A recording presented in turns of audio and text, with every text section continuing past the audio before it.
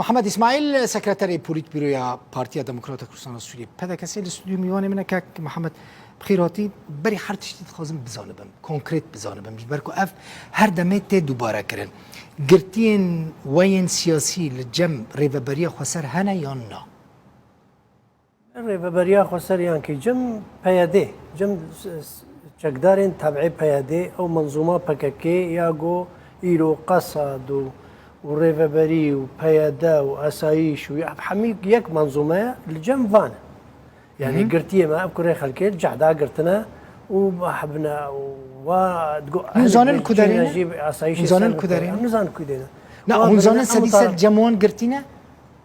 وابرنا بيجا شكرنا جيد في مصيري وابد أخويا كرن يعني بيجن معنا الفلان درينا ما تسليمي رجيمي كرنا ما تسليمي درنا كرنا ما بدرنا برنا إذا مصير سريا فاخركا أفيا مسؤوليتك السرملة مجي وكو درباري ملاطي خو واندامي خو كوادري خو وأفيا جرائم شيبونا في أفتشتها زلال بب في بيخو ياكرن لدبيجن جمعتنا هنا قرتين سياسي دبيجن لزندان ريبة بريا خسر دا قرتين سياسي تنانا براسي قرتين سياسي تنانا إجا أف وقت بيجي تنا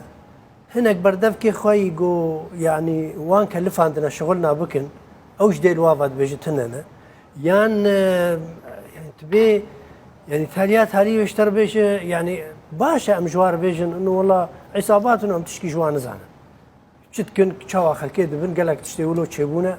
ناب افيا زانا هريك هاتيا قرتن صفاتها ويتشيا وضعي ويتشيا جبرتشا هاتيا قرتن جبر يعني جبريكي ذا مثلا قالك جيب اندامي بارتيا مانا بارتي ديمقراطي كردستان سوريا يا باشترين بارتي خردترين بارتي كوادرن هيجانا مناطق جرجور هر يكي روجا وتاريخها وجيوا خويا ديارة وكدي هاتنا قرتن أفانا برنا أفا أم تشتكي أم دعوة كاري في مسألة باش أفا ناي زلال كرن رقم مهم كاك محمد ببورينا چند كس قرتين نا چند قرتين والجم ريبة بري خسر إنها إما نهن يكجي أمير حامد أوان شونا بريوي تهديد كرنا نجارك دي بحسابات شتانك إجاج فرنسيارة قلتون بريوي زانا يعني ما جير قلتيار نكار بشتغله أو مسلاوي إما يدي حشتن يعني تبي حامد نهن لين وحشتن بله محمد جبوز بزونبم ين أنا كسي چندن ين پدا كسي چندن قرتين وين سياسي لجم ريبة بري خسر دوی انجمنینا دوی انجمنینا ششیدی پارتی دموکراتی کردستان سوریه یه پدا کسی باشه و داخواست کریش بو سربست ورم بردان بشیوه کی فرمی یا تنی اون دراگاهاندنی دا بحثاوید انا مش هر کسی گو کتی گوتی خواست دیالوگ چه ببه ما گوتی اولی و زمینک پیدا ببه او زمین وجا گرتین اوفیسن چالاکین اجبو چالاکیان اجبو راگایان دنیا جبو أوي دور خستي جولاتن جبو أوي وندابوينا أفنا حمي أم دبينن يكسلك يعني جرينجيا حرب تشتكي نا أو تخازن أم باج هفدو برشا بكن يعني أوفيسا على قوي جفاي ديتنا أم دبينن أف يكسلك بزمينك بمقارب دانو صندني بكن بورا ودس بيشخريا فرنسيجي سرفي أساسي بو ما أف نافدان فرنسيا وفرنسيا جي دانوا وحتى انها تجاوب دس بيشخريا فرنسي نتشو سري رق سكني فشل يعني تيك سكنيه بس تشتك نبو يعني دس بيشخريا فرنسي هاد ديار كرن يعني قناغ بو وقت افقا تشتين خستن دو الينا حميج علي كي تي خستن مكاتبه فكج علي كي تي خستن قرتيا بردج علي كي تي خستن چالاكيا سربس بكج علي كي تي نفس عيني وي علي تي خستن راغاياندنو جريده سربس ببن مبعدين اجولات درخسي دور فقرينن افتشتي هاتن او مناخات او جي باوريه قد يعني خالن بنجهيني باوريه قد ناب هردو آليات شيء بيش بودس بقفتقوي كي ديالوج ببه حمي خارج علي كي هاد خاصة فرنسيجي زانن نغشي من يعني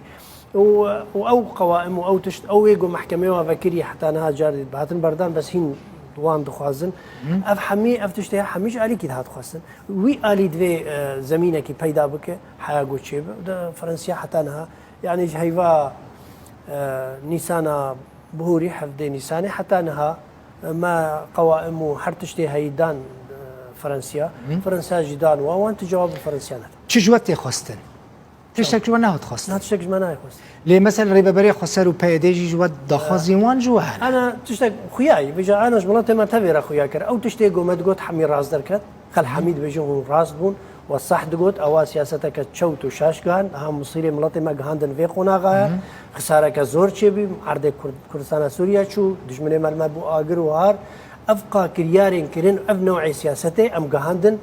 عفرين شو تلابيات شو سريكانيه شو قول سرفي مجيب مينن وحتى شنغالي جهار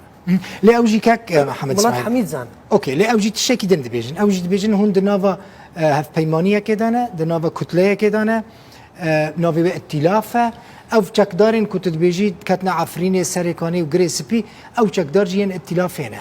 و هنجی ناو ائتلاف دانه تمام ام نوا ائتلاف دانا راسته ام برنامه کی وام تایبەتمەندیە خۆ و کورد نوا ائتلاف ام نباش دارن جيش حرده ام نباش دارن حکومت ائتلاف ده لی اما جيش حری ائتلافه چما هون شرمزار ناکج ناو ائتلاف در هاگر ناکن هاگر ام باشدار بان ما مدير عامك حكومه ائتلاف ده هوا يا وزيرك يا نائبك حرتش بوست ما حميجي فالا اشتنا اما تيدا باشداري نكري مش اول ده باشداري نكري ام نباش دارن دوي جيش الحرده وفصائل واني قوت خراب ومرتزق ام بواجي نمشاركن ام هما هنگي دانا بلغنامه خو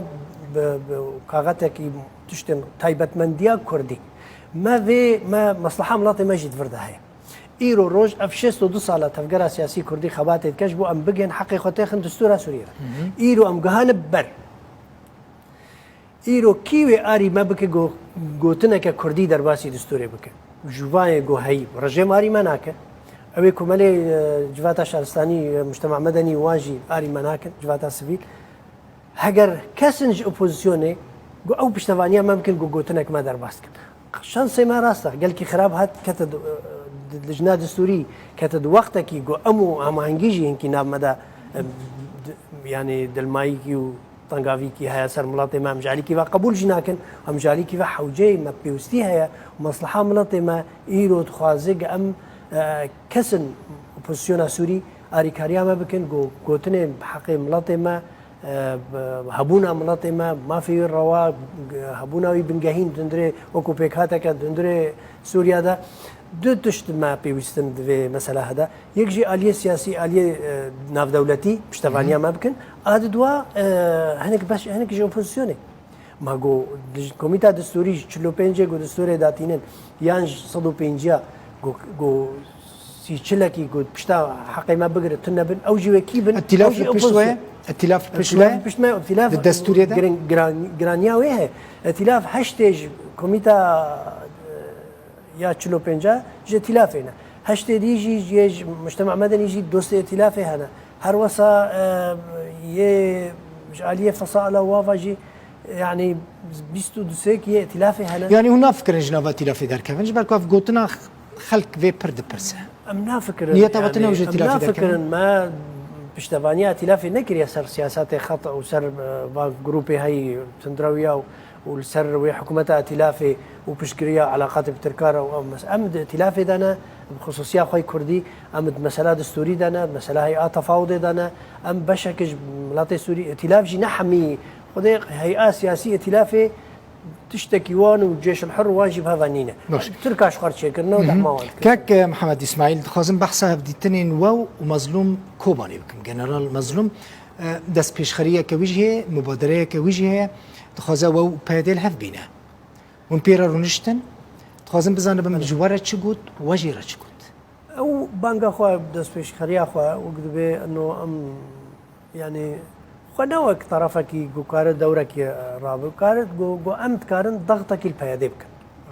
او دبيس كارن ضغطك البياديبك قلت اشكره قلت كوي ضغطك البياديبك تشتكي بك سيرفي اساسي باري كاريا هريما كردستاني وكويج مرت قلت رولك جرينج يا جناب سروجي دا خويا كرن ايوندي خوي ناو واو هريمه دا خويا كرن قارب ضغط البياديبك قارب في بروسيسها هبه ماجي براستي اب بروسيسها هنكي زحمتيه هنا نا قال كي راحتيا او يعني قال لك برسكريك هنا المساله ده نتيجه سياسات با بين صال درباز بوي بن بيكرنا ركفتني برينها يا هولير يا دهوكي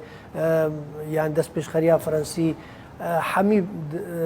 بانگین دلخواز دلسوزین کرداگ و بانگ کردن دوی مجالی دا او همی پشتگوه کردن ایرو روز هاتی سیاست خراب جی چیبونه یعنی کریان برینه که کویر دلاشه کردا جی چیبیه او تشتا هدی نه اینکه برحتیه گو بسری یک جه وی تو زانه به حتی کی درجه جدیه به حتی کی درجه دانستاندن خب رژیم میرا جدی را زلال بکه خویا بکه چه نبت بیکیر شراکت بکه